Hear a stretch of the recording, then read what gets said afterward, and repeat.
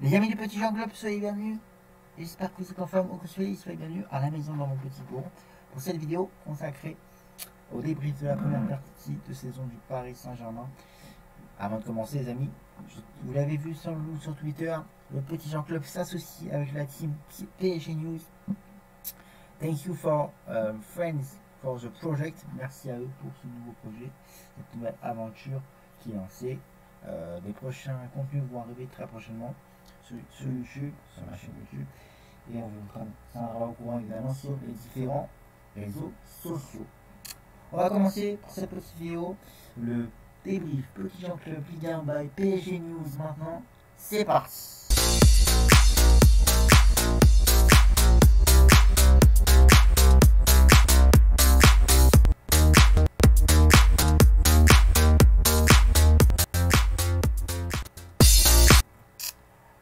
Ce petit générique, les amis, que vous connaissez. Pour commencer, on va parler du mercato de cet été, les amis, des joueurs arrivés.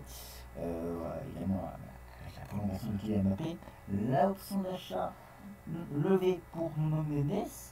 Après, vous avez Christophe Galtier, on va en parler dans un instant. Renato Sanchez qui est arrivé de Lille pour 13 millions d'euros. Hugo Ekitike en option d'achat pour 35 millions d'euros. Vitinha de Porto à 41 millions d'euros. Mukiele de Leipzig, 12 millions d'euros. Carlos Soler de Valence arrivé pour 22 millions d'euros. Et Fabien Ruiz arrivé de Naples pour 23 millions d'euros. Côté départ, vous avez évidemment Levin Kurzawa qui est en prêt à Fulham. Joan Draxier en prêt à Benfica. Idrissa Gueye à Everton contre 3 millions d'euros. Abdou Diallo en Leipzig en prêt avec option d'achat. Ander Herrera à l'Athletic Bilbao en prêt. Leandro Paredes à la Juve en prêt. Thilo Kehrer à West Ham. Angel Di Maria partie libre à la Juventus. Xavi Simon partie libre à PSV Eindhoven. Jorginho Wijnaldum à l'AS Rome en prêt. Arnaud Kelmindo en transféré à Rennes contre 25 millions d'euros. Eric Junior Diaby à Francfort. Edouard Michu à Standard, Colin Dagba en prêt à Strasbourg, Alphonse Areola à West Ham contre 9 millions d'euros et Marquin Bouka à Nice contre 2 millions d'euros. Voilà pour les arrivées, le mercato du Paris Saint-Germain. Et on va parler de Christophe Galtier maintenant, les amis. Depuis son arrivée, Christophe Galtier a fait un sans faute. Il a gagné le trophée des champions.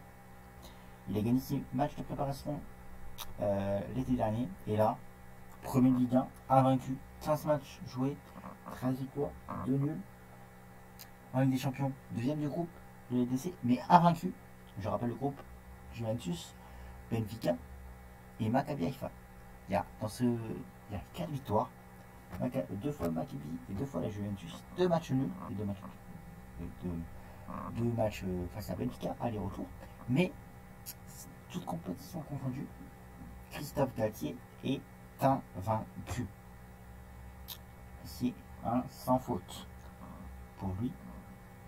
On disait oui tous quand il va flop, il va faire rater le Paris Saint-Germain, ils vont pas aller en huitième de finale. Reste sur les courses, ils sont en huitième de finale, mais par contre c'est face au Bayern Munich le 14 février prochain au Parc des Princes.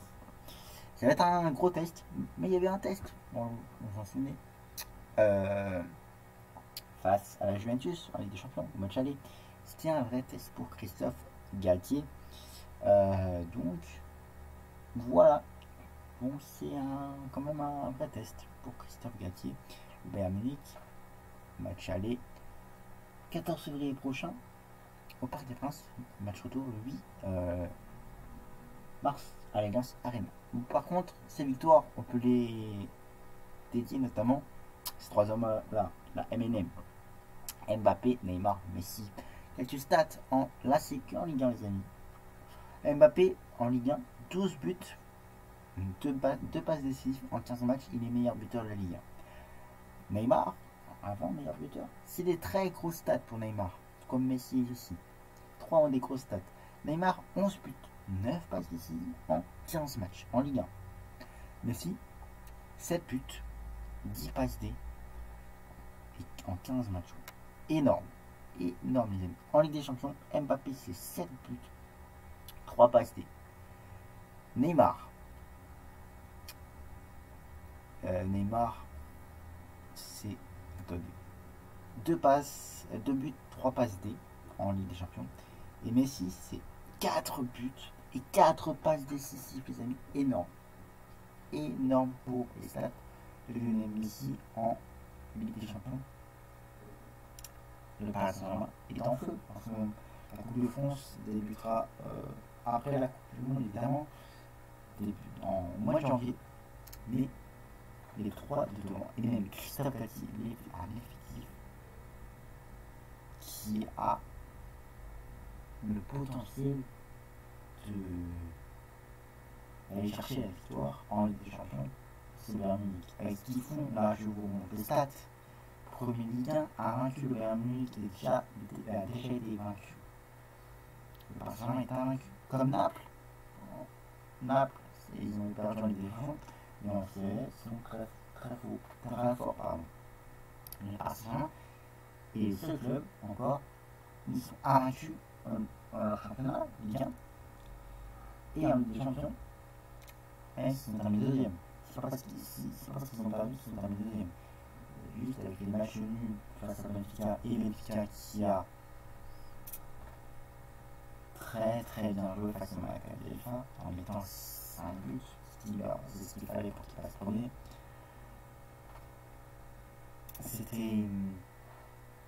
Ils avaient très bien joué, ils avaient la pêche, ils voulaient terminer premier ce groupe.